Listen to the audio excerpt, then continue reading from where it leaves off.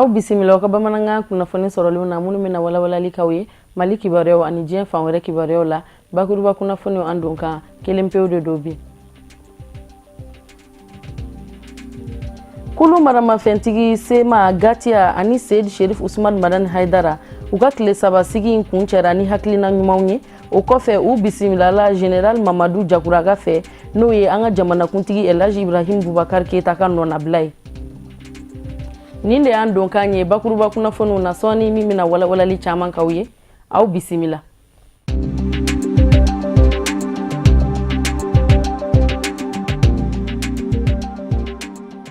An balima bamanankan mɛnnaw Mali kɔnɔ ani Mali kɔ kan an ka foli ani waleɲuman bɛ ka taa aw kelen kelenna bɛɛ lajɛlen ma fo yan fo aw sigiyɔrɔw la. An bɛɛ lajɛlen balima kelenw ye, an bɛɛ ye joli kelenw ye ani an bɛɛ lajɛlen bɛ bɔ jamana kelenw na wa an ka kan an bɛɛ lajɛlen ka se ka sigi ɲɔgɔn fɛ tuguni. O de ye hakilina gɛlɛn min bɔra sigikafɔ kɔnɔna na, sigikafɔ min n'a tɛmɛna kulu maramafɛntigi Sema Gatia ani Seyid Sherif Usman Madani Haidara ni ɲɔgɔn cɛ tile saba kɔnɔna na. An ka mɔgɔ minnu tun b'a kɛnɛ kan Sherifla Jabaniso tɔgɔ la Amadu Kamara, Fuseni Keita, nka a bɛ lakale an ye Burama Jara de fɛ. An ka ɲɛ jɔ u ka sɔrɔlenw na. Ashak Sherif Usman Madani Haidara ale ɲin doni min kɛra sigikafɔ walew la yaasa bɛn ani kelenya ka se ka sabati jamana kɔrɔyan fan fɛ. O hukumu kɔnɔna la tile damadama sigiw kɛra ani jɛkulu maramafɛntigiw ni ɲɔgɔn cɛ yaasa bɛn ani kelenya ka se ka sabati u ni ɲɔgɔn cɛ. Ashak Sherif Usman Madani Haidara anu jɛra ka hakilina falen kɛ ɲɔgɔn fɛ tile damadama kɔnɔna la min ni o bɛ boli kelenya ani bɛn sabati cogo ma an ka jamana kɔrɔnfɛla la. Albarka pour les Dinamoro, Ladi Togo. O ye an dɛmɛ ka solution sɔrɔ problème mun bɛ sɔrɔ actuellement à Kidal entre groupe armé. C'est an bɛ Mali de dɛmɛ, Mali an ka dugu an b'a dɛmɛ ka lafiya sɔrɔ. Bi fɛn min ye Gatia mɔgɔ ye n'o ye Imgadu fana ka kulu ye an'u ka aliyo ani arabu minnu b'u nɔfɛ an y'olu fana lamɛn degun min b'u kelen kelen ka hamilako min b'u kelen kelen la miiriyata min b'u kelen kelen la proposition min b'u bolo ka kɛ fana n'an taara o taasira fɛ n'u bɛ sɔn ka don o da fɛ walasa bɛn ani kelenya ka se ka na o ye o hakililaw d'an ka ɲɛmɔgɔ ninnu fana ma. Donc o y'a jira k'a fɔ u ni ɲɛmɔgɔ minnu filɛ u ɲɛkɔrɔ nin n'an ka diinɛ ɲɛmɔgɔ ninnu ye ninnu kama olu perelen don ka fɛn fɛn b'u ni ɲɔgɔn cɛ k'a bɛɛ bila. Fɛn b'u ni ɲɔgɔn cɛ k'a bɛɛ bila k'u tɛgɛ di ɲɔgɔn ma ka diinɛ ɲɛmɔgɔ ninnu k'a seerew ye bɛn o bɛn ka bɛna taa ni sen ninnu sen ka yala a seereya ninnu ka yala parce que diinɛ b'u ni ninnu fara ɲɔgɔn kan taabolo kelen b'u ni ninnu fara ɲɔgɔn kan n'o ma se ka fɛn fɛn dilan cogo t'o la. Donc an b'a fɔ sigi tile fila in kɔnɔna na jigisigiw ni hakilila ɲumanw sɔrɔla kɔnɔna na min n'an bɛna o lase jamana marabagaw ma ani autorités parce que an bɛ k'olu de dɛmɛ u ka baara la hali n'a sɔrɔla olu m'an bila la olu t'a dɔn k'an b'a la mais a ti ɲɛ olu kɔ. Donc a ti ɲɛ olu ka implication fana kɔ a la parce que an bɛ ka kɛnɛ fɔra ka bila olu de ɲɛ. Donc an b'o de fɔ aw ye. An b'aw ladɔnniya k'a fɔ tile saba sigikafɔ in kɔni sera ka waleya ni Ashak Sherif Usman Madani Haidara ka cɛsiriw ye yaasa bɛn ani kelenya ni kotɔɲɔgɔnta la o bɛ se ka sinsin cogo min an ka jamana kɔrɔyan fan fɛ. Sema Gatia ani diinɛ ɲɛmɔgɔw ka sigi tɛmɛnen kɔfɛ Sema ni Gatia mɔgɔw u bisimilala an ka jamanakuntigi Elhaji Ibrahim Boubacar Keita ka nɔnabila fɛ o représentant général Mamadu Jakuraga an ka mɔgɔ minnu tun b'a kɛnɛ kan Sherifla Jabaniso tɔgɔ la Amadu Kamara ani Fuseni Keita an ka jɛ an ka ɲɛmadaw ka sɔrɔlenw fɛ. Tile saba sigili kɔfɛ min kɛra Seyid Sherif Usman Madani Haidara ale ni kulu maramafɛntigiw ni ɲɔgɔn cɛ n'o ye Gatia ani Sema ye ni bɛnbaliya babu u ni ɲɔgɔn cɛ Kidal kɔnɔna na an bɛ don min na ko bi. O kadira kɔnɔna na an ka jamanakuntigi Elhaji Ibrahim Boubacar Keita a ye danaya da maa min kan u ka jɔyɔrɔ fa nin kumaɲɔgɔnya ninnu kɔnɔna na ani Algérie bɛnkan sɛbɛn donnen ba la n'o ye General Mahamadu Jakuraga ye kulu maramafɛntigi ninnu ale fana y'u bisimila o kɛra kunun a jabala la yaasa bɛn ani kelenya o ka sabati Kidal kɔnɔna na min bɛna kɛ sababu ye ka Mali bɛɛ lajɛlen lasɔrɔ yaasa ɲɛta o ka sabati Mali kɔnɔ. An ye min kɛ halisa mɔgɔw bɔra Gawo kana fara mɔgɔw minnu bɛ Bamako yan nɔ maire de Bamako b'a la le président de la coordination des chefs de quartier de Bamako o b'a la ka fara minnu bɔra Gawo kan n'o ye Ali Badi n'o ye chef Arma ye n'o ye chef Songo ye ni Samba Maïga ye ka fara les représentants de chef d'Arawan les représentants du Kadi de Tombouctou Alpha Oumar, l'imam Alpha Oumar. Donc nous be farala nyonka kana essayer ka kuma an balma ɲɔgɔn cɛ minnu bɛ ka kɛlɛ kɛ Kidal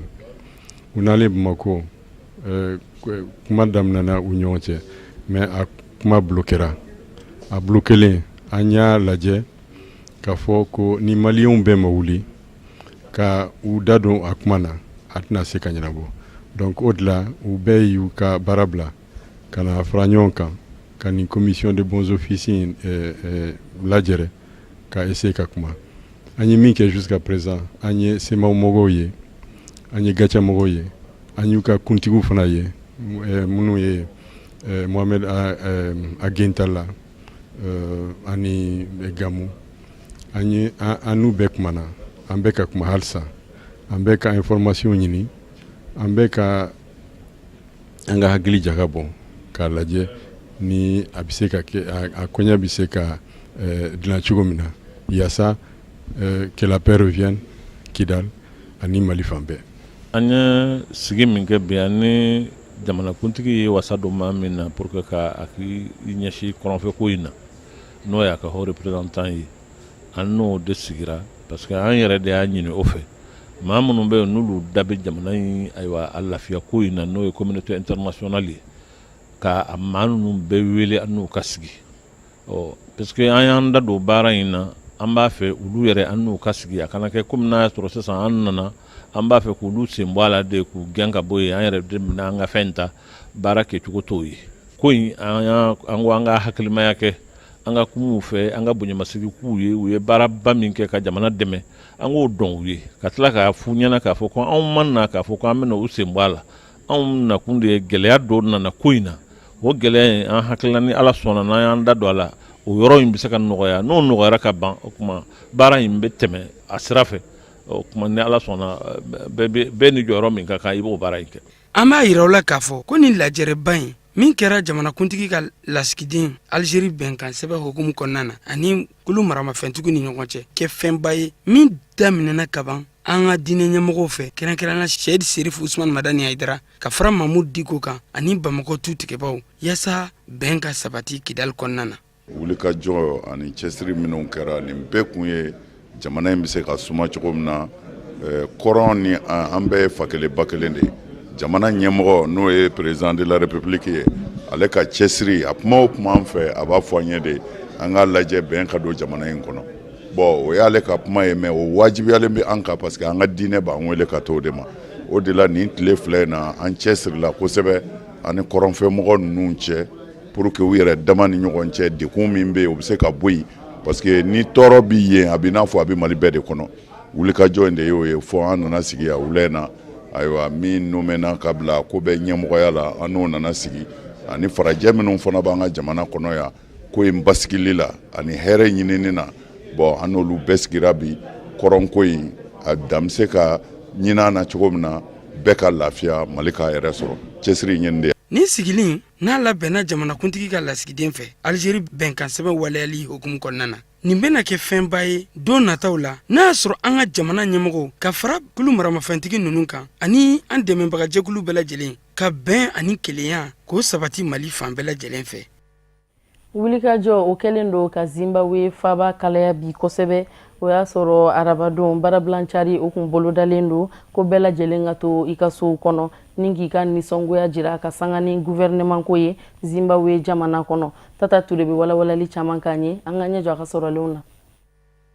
Arabado fanga sinamatɔ mɔgɔw u ye wulikajɔ boloda k'u ka nisɔngoya yira nka wulikajɔ min yɛrɛ filɛ ni a ma don ba la Harare o waati kelen na finitigilakaw olu kun bɛ munumunu salon na Zimbabwe dugu kɔnɔ taama waati la jagokɛla minnu n'olu y'u ka jagokɛyɔrɔw dayɛlɛ u ye bagabagali ta ka ɲɛsin olu ma bari ka da kan u y'a yir'u la k'a fɔ n'u m'u ka jagokɛyɔrɔw datugu u b'u ka yamaruya gafew minɛ u la o ye kuma min n'o fɔra wulikajɔ min kɛra o babu sentigi fɛ wa fɛn min ye polisilakaw ye olu kun bɛ kɛnɛ fantan naani bɛɛ lajɛlen fɛ ka mɔgɔw bɔ u dagolo kan. Fɛn min ye u ka wulikajɔ in ye o ma se ka sabati, nka fɛn min ye fanga senamatɔ mɔgɔw ye olu y'a yira k'a fɔ hali bi olu ka wulikajɔ in kɔni tɛna dabila wa a bɛna to sen na. Bari ka da kan gɛlɛya minnu bɛ yen nɔ n'o b'olu kan n'u y'o da jira, an bɛ don min na i ko bi ɲɛma sɔrɔ o gɛlɛyaw la. Wa fɛn min ye polisiw ka sɛgɛsɛgɛli ye o bonyalen don kosɛbɛ u kan siradaw la. Balo sɔrɔli o ka gɛlɛ u ma, hali ji sanuman sɔrɔli k'o min o fana gɛlɛya ye u ma. Wulikajɔ in kɔnɔna na u y'a yira k'a fɔ jamanatigi ɲɛmɔgɔ min n'olu b'olu kunna bi olu ye laɲini min kɛ a ma se ka o laɲiniw sabati, n'o ye Robert Mugabe ye n'a si bɛ san 92 la bi. Anti Mugabe n'o ye Mugabe jugulamɔgɔw ye u y'a yira k'a fɔ olu bɛ jamanatigi ka tagali de fɛ, bari a sigilen don jamanakuntigi ɲɛmɔgɔya la a bɛ san 36 bɔ bi. Wa gɛlɛya fɛn o fɛn n'o b'olu kan bi u ka jamana kɔnɔ o gɛlɛya jujɔn bɛɛ lajɛlen ye u ka jamanakuntigi ye. An bɛ waati min na i ko bi jamana kɔnɔdenw olu y'a yira k'a fɔ jamana ɲɛmɔgɔ ale tɛ ka sɔn u ka laɲiniw ma, wa kuma o kuma n'u ye wulikajɔ boloda a bɛ polisilakaw bila u la. Halisa an bɛ to diɲɛ kibaruyaw lasɔrɔli kama Usmane Sogore bɛ bi balawalali k'an ye an ka ɲɛ jɔ a ka sɔrɔlenw na. Congo République démocratique jamana kɔnɔna na lajɛrɛ belebele dɔ kan ka dayɛlɛ k'a kɛ ni alamusa ye septembre kalo tile fɔlɔ san 2016 lajɛrɛ min na boli sigikafɔ de ka Dialogue national o lajɛrɛ n'a bɛ tali kɛ sigikafɔ la jamana kɔnɔna na Dialogue national walasa ka kolosuma don politikiko nasiraw la jamana kɔnɔna na. Nka ni lajɛrɛ min na dayɛlɛ fanga sinamatɔ caman de kɔfɛ n'o bɛ tali kɛ UDPS la G7 Dynamique ani MLC sabula fanga sinamatɔ ninnu y'a yira k'a fɔ maa dɔw datugulen don jamana kɔnɔ politikiko nasiraw kan ani u ka jamana kunnafonidiso dɔw k'a fara farafinna tɔnba yɛrɛ ka sonalidonbaga min yɛrɛ bɛ ko ɲɛma ni yɛlɛmama don olu ka ko la bɛɛ olu tɛna ye nin kɛnɛ in kan. Maaba caman de bɛna kuma ta ni lajɛrɛ in kɛnɛ kan n'o dɔ bɛ tali kɛ Edem Kojola farafinna tɔnba Union africaine ka ciden ka taa Congo jamana kɔnɔna na k'a fara Ismaël Cherki farafinna tɔnba Union africaine ka lasigiden ka ɲɛsi bɛɛ ani basigi sabatili ma ani ka taa se diɲɛ seleke naani tɔnba Nations Unies ka taa se u ka nɔnabila kɛrɛnkɛrɛnnen ma Mama Sadiku. Ni lajɛrɛ belebeleba in bɛna sigi walasa tile 15 kɔnɔna na u ka se ka bɔdaw sɔrɔ gɛlɛya la walasa jamana ɲɛmaya sigi o kalataw ka se ka kɛ jɛleya ani basigi kɔnɔna na i n'a fɔ u ka jamana sariya sunba y'a ɲini cogo min na constitution. Gɛlɛyaw kɔni bɛ jamana kɔnɔna na sabula kalata labɛnni jɛkulu commission électorale nationale indépendante ale y'a yira k'a fɔ a tɛna se ka kalataw labɛn k'a kɛ ni waati kofɔlen ye olu kɛra kɔrɔfɔw ye kɔrɔfɔ minnu ma bɛn fanga sinamatɔnw ma. An b'aw ladɔnniya k'a fɔ fanga sinamatɔ ɲɛma minnu bɛ jamana kɔnɔna na olu bɛɛ lajɛlen bɛ ka jalaki ta ka ɲɛsin jamana gouvernement ma ani commission électorale nationale indépendante k'a fara maa wɛrɛw kan k'u bɛ ka fɛɛrɛw bɛɛ lajɛlen kɛ walasa jamana ɲɛmɔgɔ Joseph Kabila a ka se ka to jamana ɲɛmɔgɔya la hali n'o y'a sɔrɔ a b'a ka mandat laban na wa kan ka bɛn ni décembre kalo nata ye.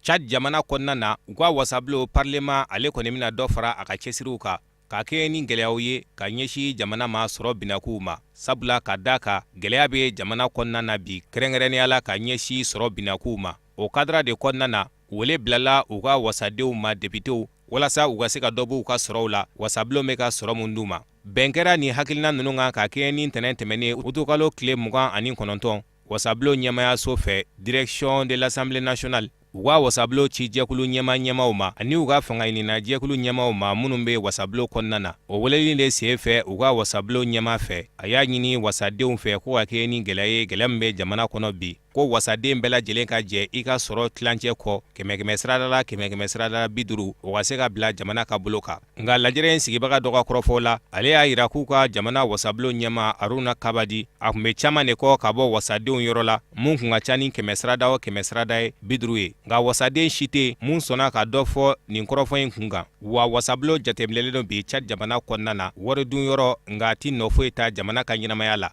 wa u ka jamana kɔnɔna na a jateminɛlen fana don k'a fɔ cakɛdaba minnu bɛ wari dun kosɛbɛ jamana kɔnɔna na ko wasabilenw b'o o la. K'o daliliw kɛ salo musaka minnu kun bilalen don a ka bolow kan a y'o musakaw bɛɛ lajɛlen dun yanni ka taa se waati kofɔlenw ma. O kɛra sababu ye wasaden dɔw ye sɛgɛsɛgɛli dayɛlɛ ka ɲɛsin wasabilenw ma o mun ma deli ka kɛ Chad jamana kɔnɔna na. Benin jamana ɲɛmɔgɔ Patrice Talon a ye tile 3 taama kɛ ka taa Wuranda jamana kɔnɔna na. Taama mun kuncɛra araba utukalo tile 31. Ni tile 3 taama in dabɔra Bɛnɛ jamana ɲɛmɔgɔ fɛ walasa ka ba don jɛɲɔgɔnya sira camanw na ani Wuranda jamana ni ɲɔgɔn cɛ. Wa taama in kuncɛra ni kunnafonidi kɛnɛ sigili ye ani bolonɔ bilali ye sɛbɛnna jamana fila ni ɲɔgɔn cɛ. Bolonɔ bilala sɛbɛn minnu na jamana fila ni ɲɔgɔn cɛ o dɔ bɛ tali kɛ munumunu salola jamana fila ni ɲɔgɔn cɛ n'o ye tourisme ye walasa ka se ka jamana ka ladalako ni a ka ladala yɔrɔw dɔn ka fara finiko bamayɛlɛmaliw ka industrie textile sabula Wuranda mago bɛna jɔ Bɛnɛ ka kɔri la ka se ka ba don finiko la a ka jamana kɔnɔna na. O kɔfɛ Bɛnɛ fɛnɛ bɛ fɛ k'i ɲɛmada Wuranda ka diɲɛ dɔɔninkuraw sɔrɔlen nɔfɛ kɛrɛnkɛrɛnnenya la minnu bɛ ɲɛsin diɲɛ subahana dɔɔninkuraw ma. Jamana ɲɛmɔgɔ fila ka bɔ Bɛnɛ ani Wuranda u y'a yira k'u labɛnnen don ka ba don jɛ ka baara la jamana fila ni ɲɔgɔn cɛ walasa o na kɛ sababu ye ka jamana fila kɛ kelen ani ka doninkabɔ nɔgɔya jamanadenw bolo a jamanaw kɔnɔna na. Ninnu kɛra kɔrɔfɔ laban dɔ ye minnu sɔrɔla Wuranda jamana ɲɛmɔgɔ fɛ Paul Kagame. Gabon jamana kɔnɔna na gɛlɛya misɛnninw bɛ Libreville kɔnɔna na jamana faaba ka kɛ ni jamana ɲɛmɔgɔ Ali Bongo sigili ye a yɛrɛ nɔ la. Ali Bongo min kɛra jamana ɲɛmɔgɔ ye kalataw senfɛ wa n'i ye jateminɛ kɛ o kalataw la kɛmɛ sirada o kɛmɛ sirada 49 buruburu 80 o bɛɛ ye kalafili ale. Ka kɛ n'u ka jamana minisiriso dɔ ka kɔrɔfɔ ye u ka jamana minisiriso min ka baara bɛ ɲɛsin jamana kɔnɔna labɛnniw ma ministère de l'intérieur. A ko n'i ye maa min ye Gabon jamana ka ɲinan kalatafili lajɛ i b'a sɔrɔ maa min bɔra ka taa kalafili kɛmɛ sirada la o bɛ tali kɛ maa 59 ani buruburu 46 la. Nga fanga sinamatɔ ɲɛma min bɛ Gabon jamana kɔnɔna na Jean Ping ale y'a yira ko ka kɛ ni alamisa ye septembre kalo tile fɔlɔ k'ale dagayɔrɔba n'o y'a ka kije ye ko o fan bɛɛ minɛna jamana finitigilakaw fɛ Libreville kɔnɔna na. Araba ka dugu jɛ alamusa la nɛgɛ kanɲɛ 1 1h du matin waatiw la. Wa tilala k'a yira tuguni k'a fɔ pankuru n'o ye hélicoptère ye k'olu ye cunganw kɛ olu dagayɔrɔbaw kan. Wa o kɔfɛ jamana kɔnɔna na lakanalikɛla minnu talen don jamana ɲɛmɔgɔ yɛrɛ kama k'olu fana yera kɛnɛ in kan k'a fara polisi ni maa wɛrɛw kan. Olu kɛra sababu ye ka tiɲɛli sɛbɛkɔrɔ don olu dagayɔrɔ la wa wulikajɔ in yɛrɛ senfɛ ko maa 2 ni tora a la. O de bɛ dan sigi an ka bi bamanankan kunnafoni sɔrɔlenw na aw ni ce aw ka ɲamadali la aw kan bɛ sini ni Ala ma basi wɛrɛ kɛ aw ni anw na.